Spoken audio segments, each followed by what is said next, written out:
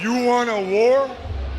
You're gonna get one. Now get the guns, the drugs, to my generation will take the fall. The saints will across the nation, and it's a sex, the gods, the fakes, the frauds, they're messing with me.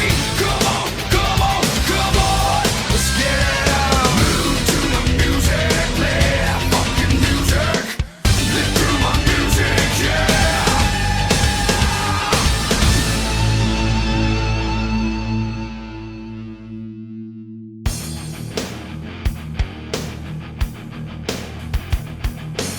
Hey yo, welcome back to Reliving the War Soldier and welcome to the 15th of November 1999. Raw's in Pittsburgh, Pennsylvania tonight while Nitro's coming from Little Rock, Arkansas.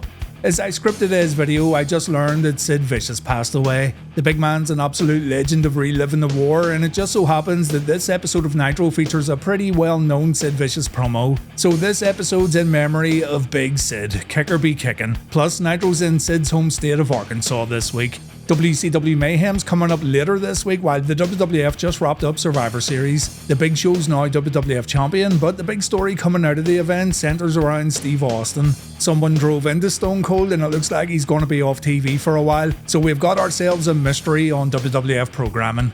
This week we have two jam-up guys who went to Wembley Stadium for All In. First, here's Dennis, who wore his Kicker Be Kickin' shirt, a very fitting jam-up guy for this week's episode. And here's Hazard F5, who you may remember from a previous episode of Reliving the War. Hazard came on to talk about Stone Cold Smoking Skull Belt. Thank you, Dennis. Thank you, Hazard. I hope you guys and everyone else enjoys this week's episode of Reliving the War.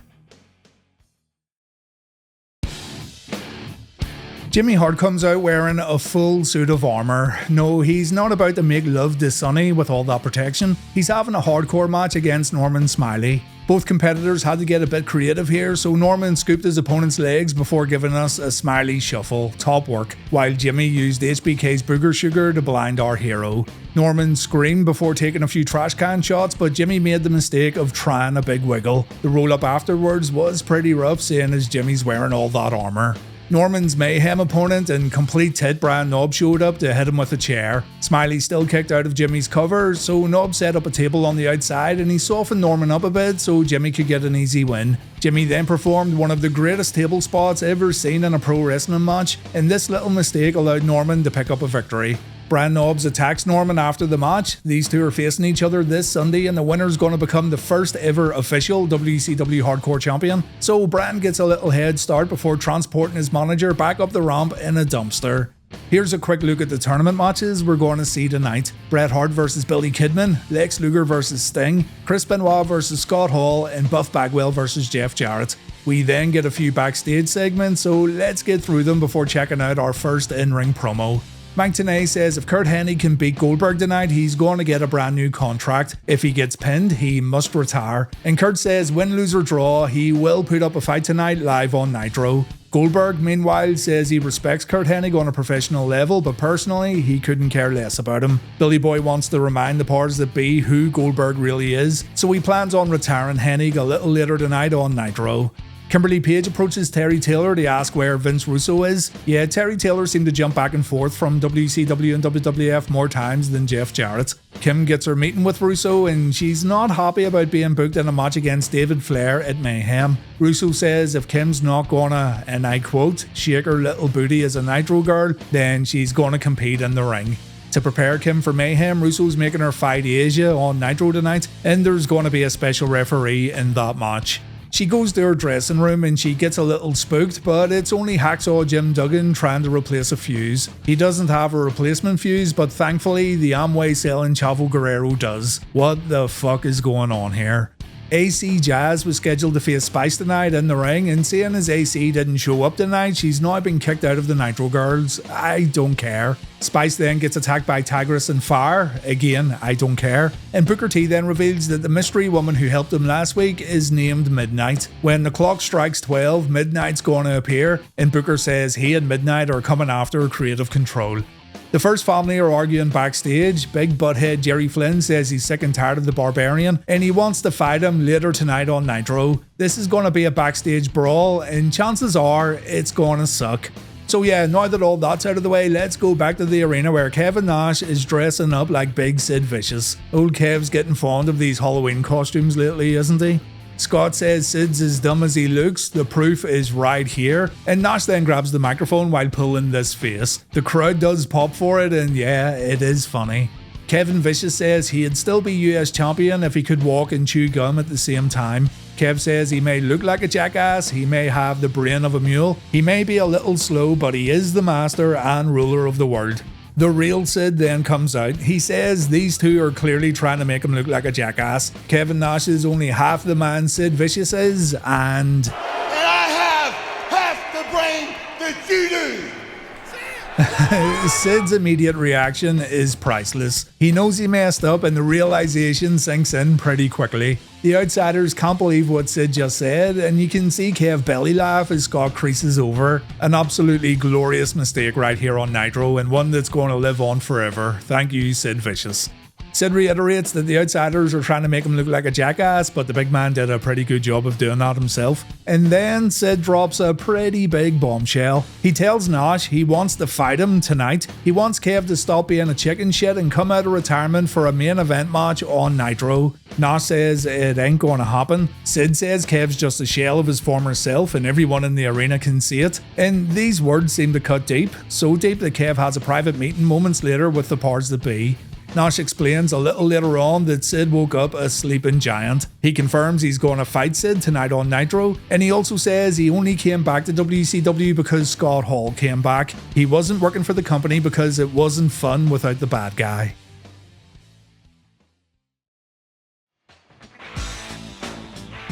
Our number one continues on with Booker T taking on Creative Control in a 2-on-1 match. The powers that be want to punish Booker for what he said last week, and unfortunately Book wasn't able to overcome the 2-on-1 advantage, try as he might. Creative Control won via pinfall, but after the match, the lights went out in the arena. The bell chimed to signal the arrival of midnight, and WCW's newest edition beat the crap out of Patrick and Gerald. She and Booker embraced in the ring after the beatdown, so now we need a little backstory. Exactly what is the relationship here between Midnight and Booker T? Russo was so pissed off with Creative Control that he threatened to fire them. He said they can go elsewhere and once again become Jacob and Eli Blue or even members of the DOA. Don't tease me, Mr. Russo, there's only so many bikers named Michael that I can like. Referee Johnny Boone had a match against Evan Karagias after their little scuffle last week, and it ended with Medusa shoving her melons into Johnny's face while Johnny turned into a zombie. I'm not joking. Medusa pulled Johnny's vest over his head, and this was enough for Evan to score a pinfall win. Absolute dog shit.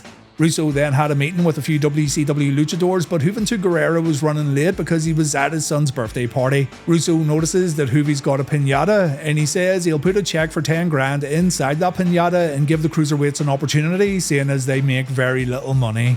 The guys were all given sticks. They could either beat each other or beat up the piñata. Whoever got the check first would win the bout, and yeah, this is dreadful. It didn't help that the piñata fell off the pole very early in the match and the cruiserweights had absolutely no idea what to do next. Juvi ended up winning, and during this match, WCW fans also got introduced to Oklahoma, a character played by Ed Ferrara that makes fun of Jim Ross and Bell's palsy. Steve Williams has returned to WCW and he stands alongside Oklahoma as Ferrara takes cheap shot after cheap shot. I will talk about this a bit more in the Mayhem video, but I'm not a fan. I think this is pretty low. Also, piñata on a pole. I mean, what? R1 ends with the Goldberg vs Curt Hennig match, and Goldberg was able to make Curt tap out. Last week, if Curt got pinned or submitted, he'd be out of a job, but this week it's only if his shoulders get pinned to the mat. They're making it up as they go along. Hennig faces Buff Bagwell this week at Mayhem in a retirement match, while Goldberg faces Big Sid in an I Quit match.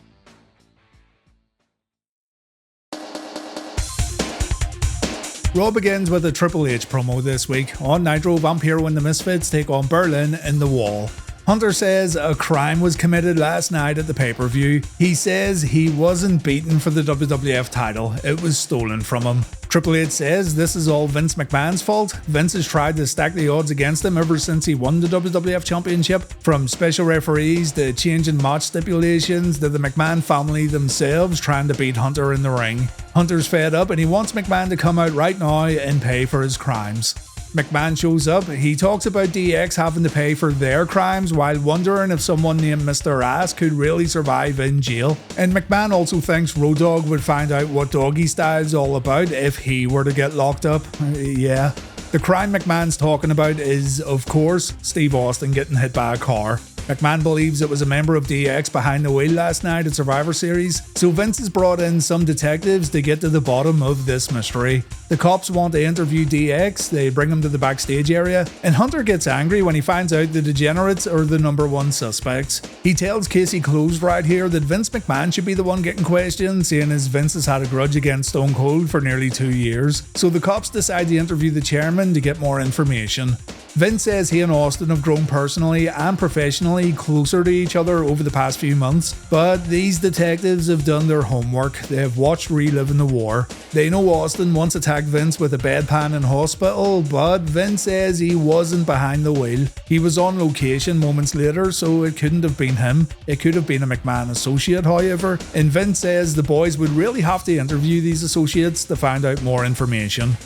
On Nitro, I'm sure you're all wondering how the Misfits performed, and as expected, they sucked. They took a few chokeslams from the wall with no issues, and they bumped pretty well though.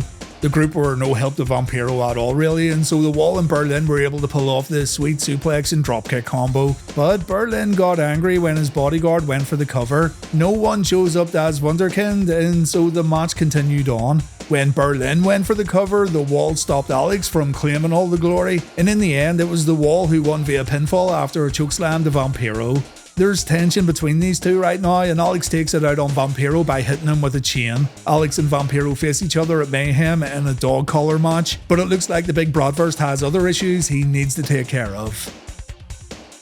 Mankind takes on Venis next on Raw. On Nitro, Rick Steiner takes on Sid Vicious. I'm hoping this is the end of the Venis vs Mankind rivalry, and I really do mean that. I can't remember when it does get wrapped up, but I don't think these two gelled really well as opponents. The rivalry didn't hurt Foley or anything, but it sure did nothing for Val Venis. Mankind destroys Val on the outside. Inside the ring, Foley pummels his opponent in the corner, but he's unable to pull off his running knee strike. Venis pulls off his signature knee strikes before delivering a Russian leg sweep, and the two then brawl in the corner with Mankind coming out on top. Val takes a clothesline in the middle of the ring. He has to act quickly to stop Foley applying the mandible claw, but Mick does hit his double arm DDT. Venis then tries a top rope move, but he ends up getting Mr. Socko shoved in his mouth. And even though Val breaks free, all Mankind has to do is apply the hold again, and it's game over. It was a decisive win here, so hopefully both men can move on to new opponents. Backstage, Luna gave Stephanie and Test an engagement present, a stuffed squirrel named Roger. Stephanie's a little apprehensive about this gift, but I see it as a real possibility. Roger the Squirrel versus Smokey the Cat, WrestleMania 2000 main event. Book it. Sid's gonna face Rick Steiner on Nitro, and it looks like Vince Russo's playing GM mode without a full roster. Last week he had a ton of guys wrestling twice, and tonight we're seeing the same thing. In saying that though, this is an episode dedicated to Big Sid, so no complaints. The relationship between Steiner and Sid's deteriorated over these past few weeks, with most of this storyline playing out on Thunder, but it comes to a conclusion here as both men fight through the audience and they end up at the entranceway. All this happens quite quickly. The two end up at the top of the entrance ramp, and Sid decides to put a permanent end to this friendship by powerbombing Rick through the stage. The spot got a good reaction, and Sid pulls off a face almost exactly like the one Kevin Nash pulled earlier on. Nitro takes a commercial break. We come back to see Rick getting put on a stretcher before getting loaded into an ambulance. And this was a good way to make Sid even more unstoppable as he gets ready to face Kevin Nash tonight and Bill Goldberg at Mayhem. Sid tells Mike Tenay he has 2,000 ways he can end Goldberg's career this Sunday on pay-per-view, but the night has just begun. Big Sexy doesn't even have his wrestling gear tonight, but he's going to have a pretty big problem in our Nitro main event.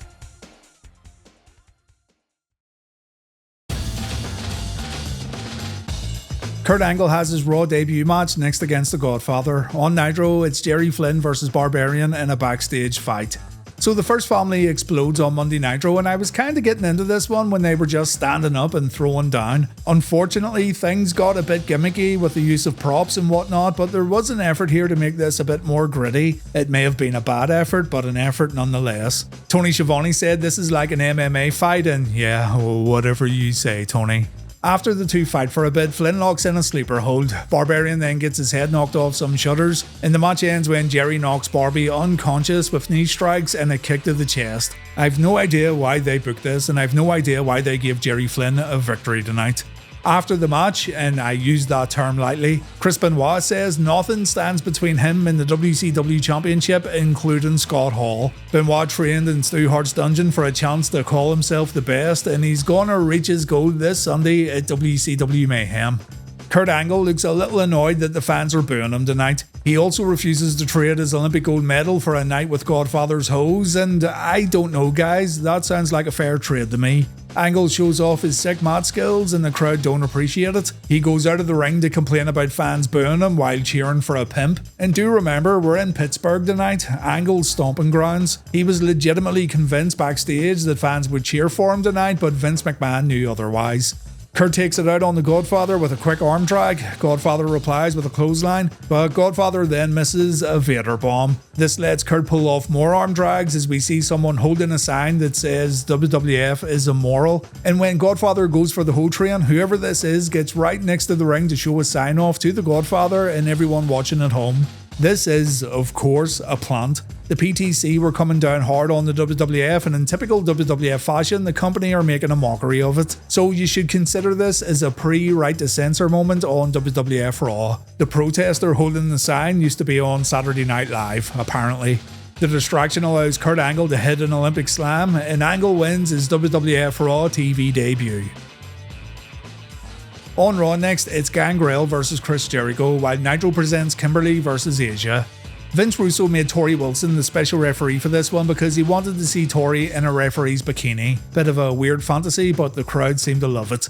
Kim and Aysa didn't get physical at first because Aysa was more eager to do some damage to the match official. Tori gets taken out after a terrible looking chokehold, and yes, I too don't know how you can make a chokehold look bad. But the filthy animals come down to rescue Miss Wilson, and Kimberly tries to take advantage. She jumps on Aysa's back, she tries to choke her opponent out, but then David Flair comes out wearing a referee shirt and Kim nopes the fuck out. Now that your daddy's gone, you walk around here thinking you are someone. But David Flair, you could have had it all, but the unfortunate truth is you suck big balls.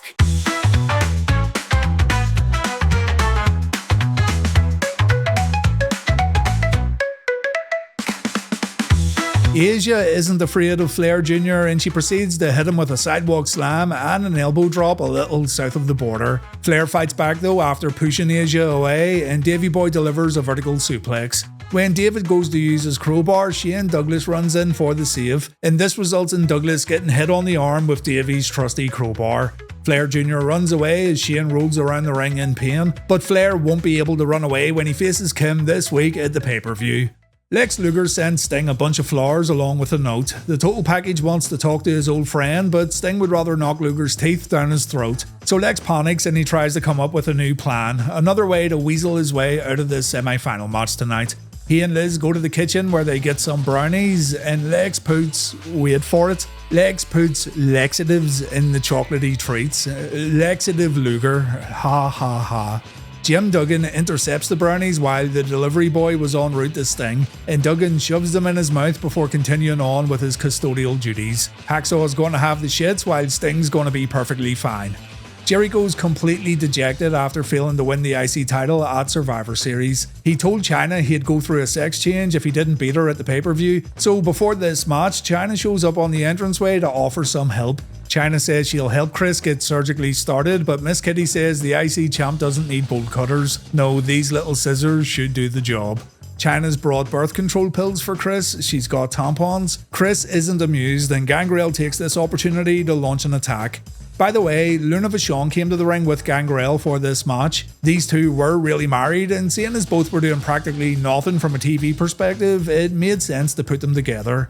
Chyna and Miss Kitty come down the ringside as the match progressed, and Chris tried to ignore them. He put Gangrel in the walls of Jericho, but Chyna gets on the apron wearing a surgical mask, while Miss Kitty throws a tampon at the Ayatollah. Gangrel takes advantage again, and he delivers a Northern Light suplex, and Gangrel beats Jericho on Raw's War. An embarrassing night for Y2J right here, and do keep in mind that both Chyna and Triple H complained to Vince McMahon about Jericho apparently working stiff at Survivor Series. This is all covered in Chris's second book.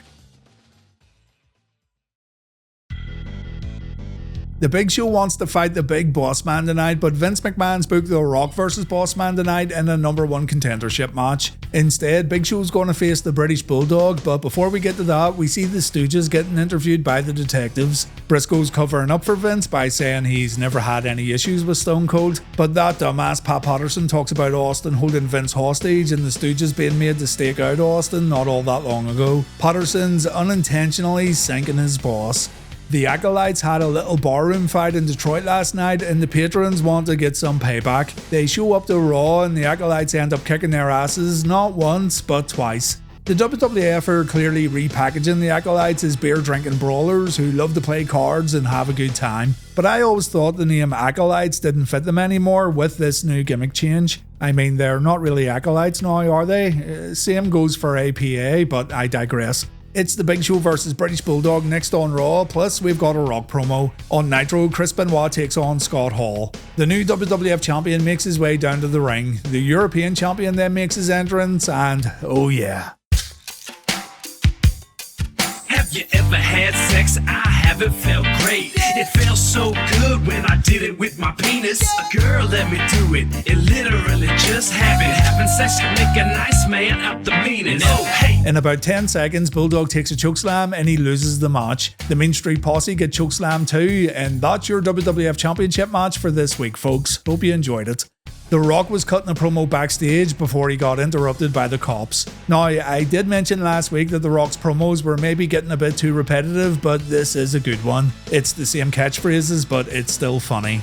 The detectives revealed that the car that ran down Stone Cold was registered in Rock's name, and Rock says he's fully aware of that fact. It was he who called the cops yesterday to report the vehicle stolen, so nice try, copper, nice try. The Rock wonders if he's going to get arrested. The detectives only want to ask some questions. So The Rock wants these boys to show some class and introduce themselves to the Great One. What is your name? Detective. It doesn't matter what your name is! Rock then asks the boys if they like donuts. Casey Close says yes they do. So Rock tells the detectives to write this down because cops really like writing things down. They should both go to Dunkin' Donuts, find the biggest jelly donut they have. They should squeeze all the jelly out of said donut and then they should stick it up their candy asses. Jerry Lawler, meanwhile, thinks his broadcast colleagues acting very weird about this whole thing, and he names Jim Ross as a suspect. This would have been more believable if Ross wasn't sitting beside King when Austin got run over. On Nitro, Scott Hall came to the ring with Kevin Nash, so Bret Hart provided backup for Chris Benoit. Scott threw his toothpick at Chris blew his nose on Scott, the dirty bastard, and Benoit also took exception to Hall paintbrushing him. Lighten up, Chris, Jesus Christ. The bad guy takes a timeout after a drop toe hold and drop kick from Chris. Nash gets on the apron and he wants this one changed to a tag team match, but Nick Patrick won't allow it. I mean, it is a tournament match after all. Hall and Benoit trade chops in the corner. Chris performs a back elbow and a snap suplex. Kev gets on the apron again to club Benoit, and this leads to Bret Hart confronting Big Sexy on the outside. Bret tells Nash to behave himself and Nash tells Bret to suck it. As soon as Nash gets the opportunity, he attacks Benoit again. Scott thinks this is absolutely hilarious. Benoit then takes the fallaway slam before finding himself in a sleeper hold, but he breaks free after a back suplex.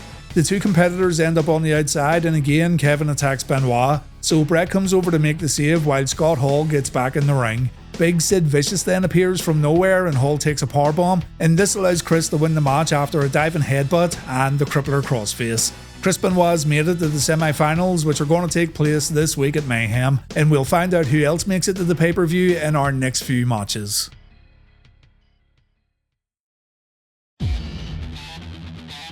While booking the New Age Outlaws in a few matches, Vince McMahon told Triple H that he'd be starting from the very bottom again and working his way up. Hunter's going to face Kane tonight, which I'm sure boosted the Big Red Machine's morale when he heard those words from Vince McMahon. But right now, it's Road Dogg versus Al Snow on Raw, while over on Nitro, we've got Bret Hart versus Kidman, plus Buff Bagwell versus Jeff Jarrett. Some shenanigans going on at the commentary desk for this Raw match. First of all, Jim Ross can't believe that his broadcast partner would accuse him of being involved in Stone Cold's accident at Survivor Series. And secondly, the King also pulled out that Al Snow figure we talked about last week to further make fun of the fact that Walmart pulled the toy from store shelves. King explains that this all happened after someone wrote a letter to a newspaper in Atlanta, and JR says it's typical of the media to shoot first and ask questions later.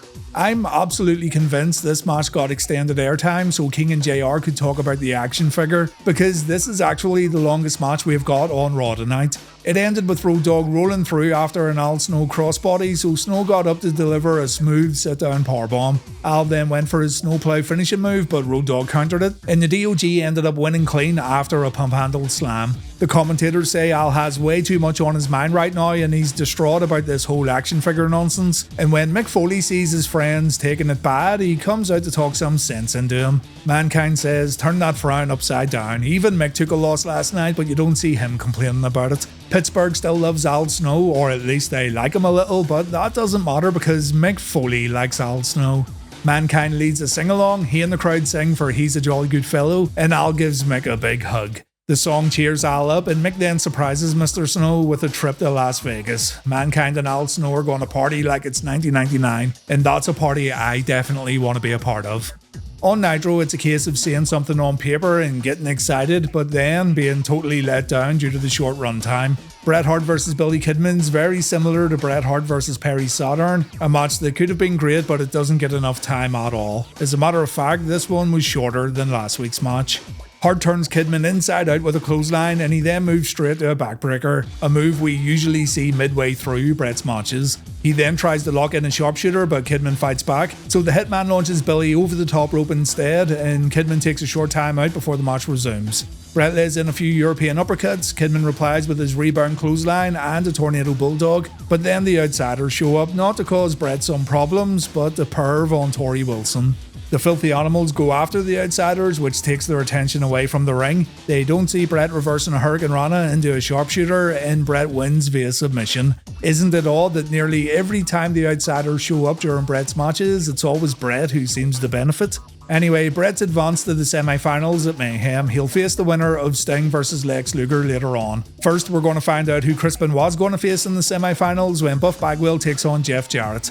Bagwell dominates Double J on the outside, and when the two get in the ring, Jeff takes a drop kick, an inverted atomic drop, and a clothesline. We aren't even a minute and a half in here, but Creative Control walk down the ramp just before Buff goes for the blockbuster. Bagwell has to stop one of the Harris brothers from getting in the ring. The referee then begins tying his shoelace, so it looks like he might be working alongside the powers that be too. Buff takes the guitar, and when he aims for Double J, he ends up hitting Patrick or Gerald. I can't tell them apart. This leads to Jeff performing the stroke, and Double J wins via pinfall, so it's going to be Slapnuts versus Chris Benoit at WCW Mayhem. Dustin Rhodes appears from the audience to stop a post-match beatdown. Double J and Creative Control get wiped out. Dustin's on a mission to take out the powers that be, and in order to do that, he had to help out Buff Bagwell.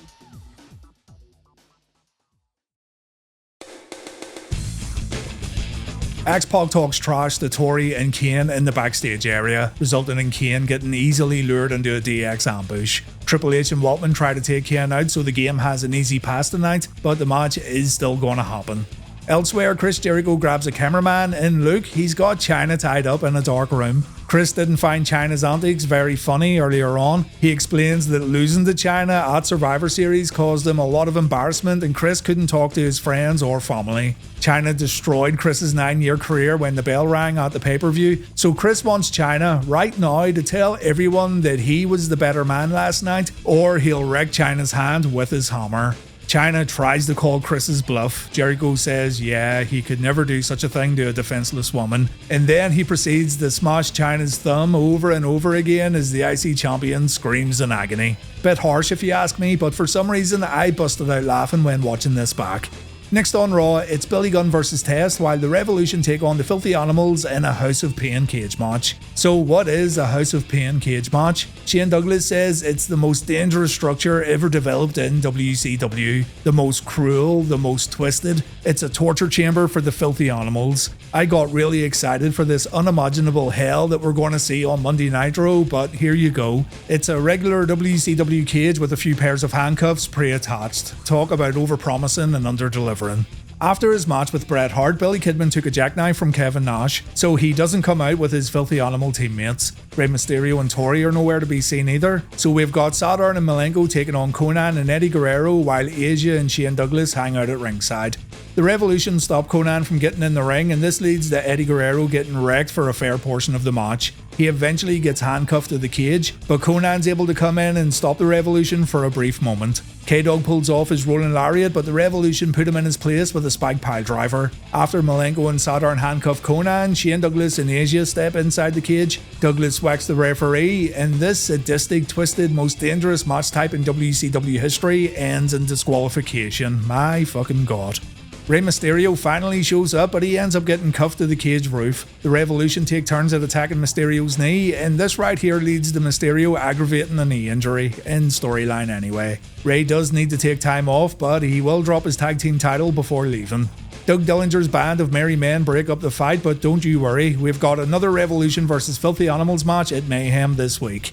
Over on Raw, Jim Ross reminds us all that Stephanie McMahon's going to marry Test in 2 weeks' time, meaning Test will one day run the McMahon empire when Vince, I don't know, pays hush money to female employees or something. So there's no way he's going to lose this match tonight. There's no upside really if Billy Gunn wins, so it's kind of predictable, unfortunately. I do enjoy watching Test pull off his big power moves, but it also sucks to see Billy job out once again as a singles competitor. The match ended after a corner sunset flip from the big man, but to be fair, Billy was able to hit a famouser after the bell in an effort to hopefully mess up Test's recently broken nose, so at least they try to keep some heat on Billy, as little as it may be right now. Our semi-main events this week feature Triple H taking on Kane on Raw. On Nitro, it's Lex Luger vs Sting. The total package thought Sting was going to be stuck backstage shitting in his spandex, but no, the Stinger's here and it's Jim Duggan who's having a hard time in the restroom. So Luger's plan didn't work and he tries once again to weasel his way out of this match by showing Sting his injured knee. Sting doesn't care. The match begins with Sting going on offense, and Sting's more than happy to go after Lex's injured body part even though he's totally faking it. After a few clotheslines, the match goes to the outside, and I think Luger's convinced himself that he actually does have an injury. The two get back inside where Lex begs for mercy, but he's not going to get any from his old friend tonight.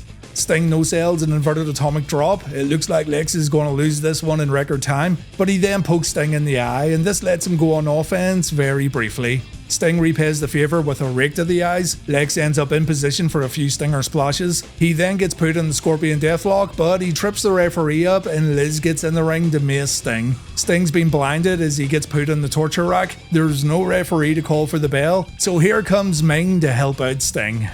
Ming wants a little payback for what Luger did to him a few weeks ago, so Lex takes the Tongan death grip. Liz's mace has no effect on the man called Ming, and the match ends with Ming pulling the Icon over Lex for the 1-2-3. We now have Sting versus Bret Hart at WCW Mayhem in a tournament semi-final match, so that's definitely one to look forward to. Vince McMahon came out to watch the Kane vs Triple H match, but he really should have stayed in Gorilla, because X-Pac comes out after Kane's entrance to give Triple H a helping hand. The officials pull X-Pac away, Triple H takes advantage on the ramp. The match begins in the ring with a facebreaker knee smash doing very little damage to the Big Red Machine, and Kane replies with a powerbomb that knocks Hunter into next week. Triple H takes a few shots in the corner, he answers with 2 neckbreakers. Hunter tries to lay in more shots in the corner, but Kane no-sells him and Hunter's in trouble for a moment. Triple H thinks the DDT's going to keep his opponent down. He goes upstairs, but Kane wakes up. Hunter gets thrown from the top rope just like his hero Ric Flair, and Kane follows this up with his diving clothesline. Vince is a little disappointed that Kane couldn't pin Hunter after this move. We go outside, Kane takes a ring step bump, Triple H then approaches Vince McMahon and the chairman gets pie-faced. This is enough to make McMahon get inside the ropes, but Hunter floors him with a single punch. The referee calls for the bell, so I guess Triple H is our winner. But after the match, McMahon gets in a few punches of his own after Kane hits Hunter with a big boot. It all ends with Kane performing a chokeslam, which Vince McMahon seems to really enjoy, and X-Pac shows up to pull Triple H out of the ring. We're now in the middle of a full-blown Vince McMahon vs Triple H feud, and this is going to seriously heat up in the coming weeks.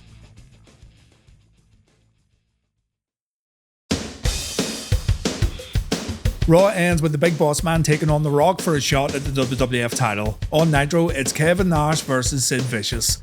So it's the in-ring return of Big Sexy. That didn't last too long, did it? This one's going to be a street fight and the match begins on the rampway. The two pummel each other here with neither man getting the upper hand, though Kev does manage to knock Sid over the barricade before hitting a low blow at ringside. We get in the ring for some of that classic Kevin Nash offense that you've all missed so much. A few knee strikes in the corner get followed up with a back elbow. We see the corner clothesline and Sid then gets sent back to the outside. This time, Sid takes control and the big man's feeling frisky tonight. He pulls off a double axe handle from the commentary table and he soon repays Nash for that low blow earlier on. The crowd then begin a Sid chant and the big man acknowledges it. Nash gets body slammed, Sid performs a leg drop. We see another leg drop that hits a little low, but Nash isn't out yet. Sid finally takes his vest off before pummeling Nash in the corner. Big Kev then takes a rough looking Irish whip to the corner. Sid delivers a big boot before looking for the powerbomb, but Scott Hall makes an appearance. Remember, this is an ODQ street fight. The crowd boos, they chant for Goldberg while totally forgetting that Sid's going to face Goldberg later this week. Billy Boy shows up and the outsiders get taken out with a double spear. Sid hasn't forgotten about the upcoming Mayhem match. He attacks Goldberg and the crowd's very mixed here. When Bill pulls off his power slam, there are a few boos in the audience and there's also some folks cheering when Sid hits a low blow. Goldberg's delayed reaction was really something else here. Bret Hart runs down to make sure Sid doesn't do any more damage and the show ends with the Hitman sending Sid over the top rope. To find out what happens next, join me next week for WCW Mayhem. On Raw, The Rock faces the Big Boss Man in a hardcore match. The winner gets a WWF title shot and it is good to see Boss Man in a Raw main event. We go straight into the audience where Rock chokes Boss Man out with some rope and the rope stays around Boss Man's neck as he gets tossed over the barrier. A ring step bump cools Rock down a bit and Boss Man breaks a broom over the Rock's back. This backfires when Rock takes the broken broomstick and he uses it to smash Bubba's wee Boss Man. Rocky then takes a lovely photo of his opponent. Boss Man gets up to fight back. He tries to use the ring steps to do a little damage, but that plan also backfires and Boss Man can't get started here. Rock takes the referee's belt and he whips Boss Man around the outside of the ring. The Rock then performs a rock bottom on the rampway and that's when Prince Albert shows up. Albert lays in a few right hands before grabbing a chair. Boss Man gets in the ring to hold Rock in place. Albert takes a swing but Rock ducks out of the way and Boss Man gets whacked. This leads to a people's elbow and the fans think it's all over, but Rock has to break his cover when Albert tries an elbow drop. Rock has no choice, he has to take Albert out, but after doing this he walks into a Boss Man slam and holy shit, the Big Boss Man beats Rock in the Raw main event. What follows next is kinda odd. The Rock acts like a sore loser and he attacks both Boss Man and Prince Albert. For sure, Rock has a grievance and he has the right to feel annoyed seeing as he had to fight two guys here, but the beatdown he delivers to Boss Man and Albert here is pretty extreme. He uses TV monitors, he uses a chain wrapped around his hand. Officials also get beaten up and Rock's opponents get busted open pretty badly as Rock becomes more and more unhinged. Rock absolutely destroys Boss Man, which is a great way to promote and push your new #1 contender. But that's how Raw ends as we wrap up another week of reliving the war.